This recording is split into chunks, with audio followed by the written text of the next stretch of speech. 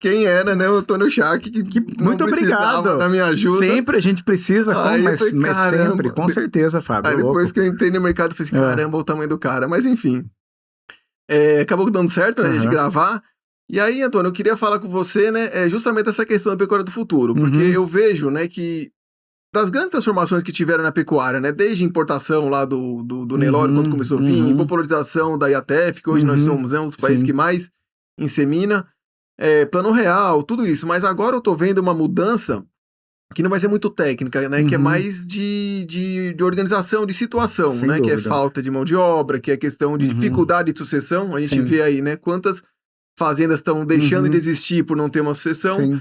E qual que é a sua visão disso, né? Legal, Fábio. Eu adorei quando você falou assim desse processo, porque a gente separa as etapas de atividade pecuária em 3 grandes momentos.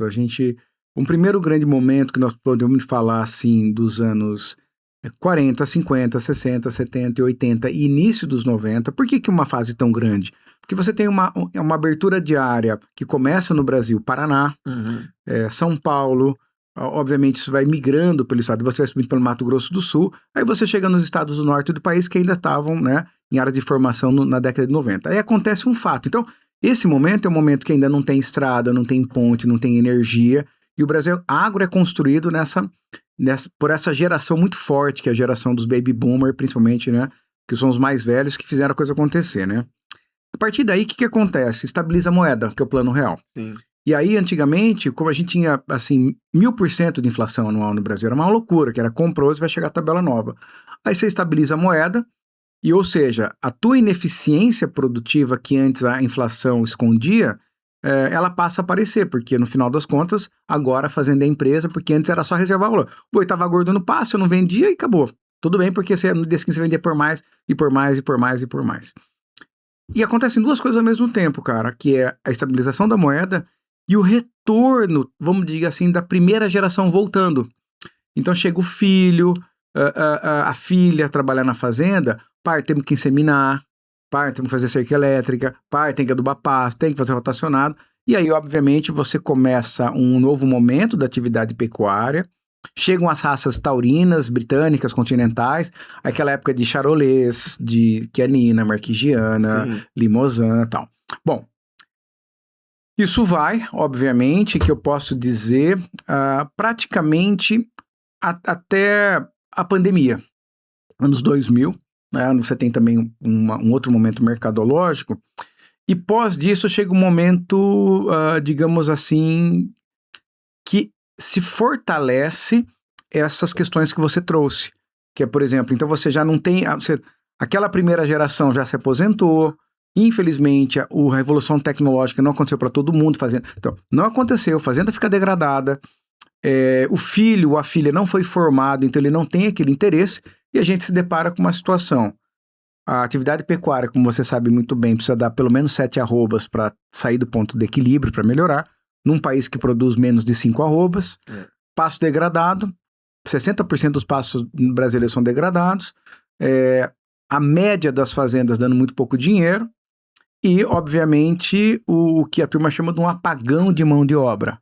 Então você está numa situação, está sem dinheiro, está com pasto degradado, não tem funcionário, não tem sucessor, e você tem um cenário, claro que eu estou sendo tragedista aqui um pouco, mas é para contextualizar. Sim. Né? E aí, o que eu faço, né? Então esse é um primeiro ponto. E aí, para mim, é muito claro, precisamos modernizar a fazenda. Então, aproveitando a tua deixa muito inteligente, eu vejo assim, primeiro ponto, que a gente só consegue resolver um problema quando a gente assume que ele existe. Sim. E quando, principalmente, a gente atribui a nós mesmos a solução. Quando você aceita, de fato. Assume a responsabilidade. Assume a responsabilidade desse troço. Então, assim, se não tem mais mão de obra, eu faço a pergunta, mas não tem mais mão de obra? A população sumiu? Mas ninguém quer mais ir para a fazenda. Não é que ninguém mais quer ir para a fazenda. Ninguém quer mais para esse tipo de fazenda. Uma fazenda antiga, para carregar saco, para... digamos assim, às vezes para trabalhar montado. Sol a sol, né? Sol a sol, porque mudou a geração. Sim. O mundo que viveu aquele mais velho, você pega um mais velho, você pergunta para um senhor aí de 60, 70, 80 anos, se tem algum problema a trabalhar no domingo. Mas de jeito nenhum.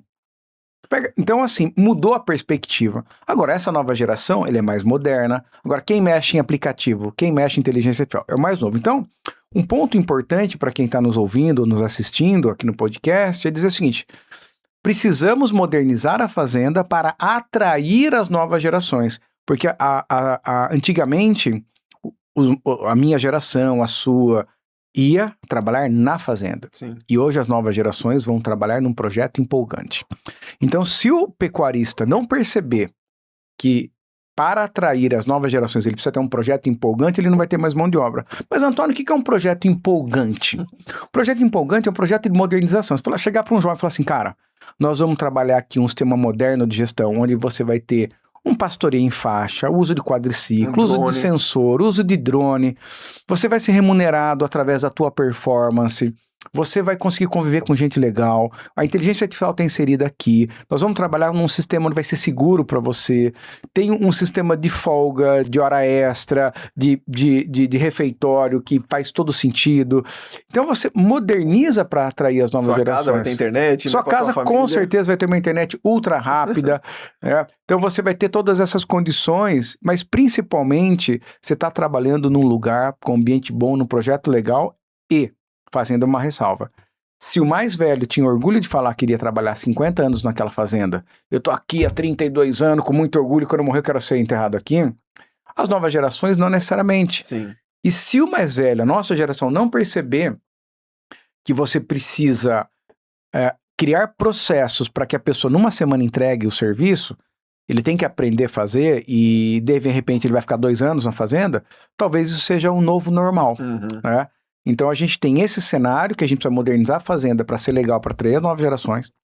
A gente precisa reconhecer que tem um novo padrão climático, né? Ou seja, lugar que não geava hoje dia, lugar que sempre geava parou de gear, lugar que chovia não chove tanto, era para chover em janeiro não chove, chove em outubro. Então você precisa também ter um programa alimentar muito bem estruturado. Então quando a gente olha para a fazenda do futuro, é uma fazenda que percebeu as mudanças no mundo, na sociedade, no planeta. Por exemplo, você comentou, vai ter um episódio maravilhoso sobre vinho, não é? Isso. Cerveja e vinho. Cara... Churrasco e vinho. Churrasco e vinho, desculpa, churrasco e vinho, claro, né? Churrasco e vinho. Pensa o seguinte, cara, se perguntasse assim pro especialista, que é o seu irmão, em vinho, o que vinho a gente tomava nos anos 90? Você não é dessa época, né? Mas a gente tomava vinho doce, vinho de garrafão, Sim. Né? E hoje, de repente, você tem esses vinhos que a gente, sabe, aprendeu a tomar, que vem, sei lá, da Itália, vem da Argentina, vem do Chile, sei lá da onde. Tem um monte de característica que a gente nem sabia. Que nem sabia, notas de não sei o que, né? Mas aí tem minha carne, cara. Pensa o seguinte, será que 15 anos atrás, quando a gente ia comer, assim, a gente olhava para marmoreio, para aquela cobertura de gordura como é hoje? Então, o mundo, depois que você experimenta uma nova carne, um novo vinho, né? Infelizmente, no caso da carne, ela é meio mal distribuída, porque a gente ainda tem perrengue no churrasco, né? É verdade. Então, assim, a gente olha para uma pecuária futura, onde você moderniza e entende a sociedade. E a sociedade, ela quer uma carne produzida com muito bem-estar animal, Sim. Uma carne produzida numa fazenda que capturou gás de efeito de estufa, uma carne produzida por jovens que foram incluídas, e principalmente uma carne boa, uma carne de animal jovem, com marmoreio, é ou não é? E a turma tá disposta a pagar por isso, né? E tá disposta a pagar por isso, tanto que as marcas de carne, elas vendem tudo. Sim. É claro que eu entendo que pode ser nicho, talvez você, eu sei que na tua sequência de podcast você vai conversar com um especialista sobre isso, né? Mas eu entendo que o gestor, o líder, ele vai precisar reconhecer que as coisas mudaram. Sim. Entendeu? Acho que modernizar é preparar para o novo padrão climático. Então você vai ter que ter silagem, feno, sistemas de pastoreio para melhorar o desempenho econômico da fazenda, porque se você maneja bem a pastagem, você vai bem, né? Situações, treinamento. Eu vou contar uma história. Ontem, né? Eu estava numa das fazendas que a gente acompanha, especialmente uma fazenda que eu estou muito próximo, que a gente cuida, Genética HP, lá a gente produz a produção Brangos, Nelore, carne de qualidade e tal. Cara, e a reunião foi assim, a gente lançou o plano de metas para a safra, né, para todos os funcionários. Então, lá todo mundo tem a possibilidade de ganhar 2 salários a mais, pelo menos 2 salários a mais, 1, 2, 3 salários a mais, de acordo com a performance técnica. E além disso, se conseguir bater algumas metas, você vai poder escolher ganhar uma televisão, Caramba, sabe? legal. Ganhar uma máquina de lavar roupa, sabe? Ganhar 4 pneus pro carro. Então você tem isso. E lá, por exemplo, a gente abre e fecha a semana com inteligência artificial, né? Lá, por exemplo, a gente consegue... a gente mapeou os processos da fazenda também usando IA. Lá a gente tem um calendário anual. Lá a gente olha para o processo, lá a gente atrai as pessoas. Inclusive, lá tem um novo modelo de gestão. Porque o que acontece quando você falou da sucessão? Você tem um modelo anterior, você tem o dono da fazenda, você tem o gerente, e abaixo do gerente você tem turma de escritório, turma de campo, de pecuária, turma de máquina de serviço geral, né? No escritório você tem suprimento, tem administrativo, tem a turma da contabilidade. E aí aquele dono, aquele gerente, esse gerente habilidoso, pô, o cara faz silagem, o cara acompanha confinamento, o camarada tá mexendo com suprimento, papel. Então assim, ele tem que ser uma cabeça dele, tem que ser um gênio, né? E obviamente tem que ter muita experiência. Então essa figura desse gerente tradicional, ele também está aposentando. Então como que a gente está organizando hoje?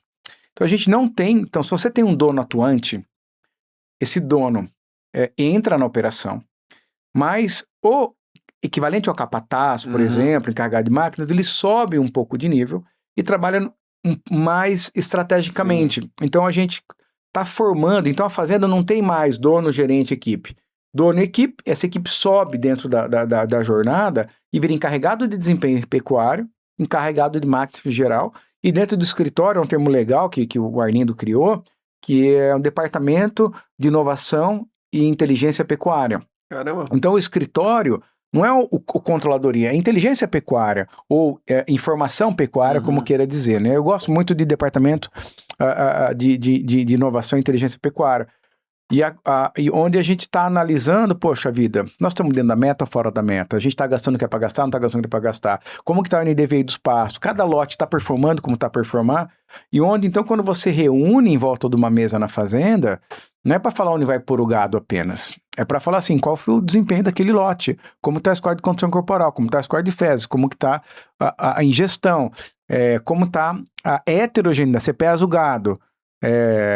Você tem o gado tá ganhando 650 gramas, mas tudo bem, mas você vai ter de 1 quilo e vai ter um animal de 300 gramas. Como foi essa distribuição do ganho de peso? Como que você vai apartar? Então você passa a tomar decisões data-driven, que é o nome que a gente fala fora da fazenda. É decisão baseada em dados. E é para isso que a Integra existe, inclusive, né? E tem você, certificado nosso, né, que leva esses números para a fazenda, né, Fábio?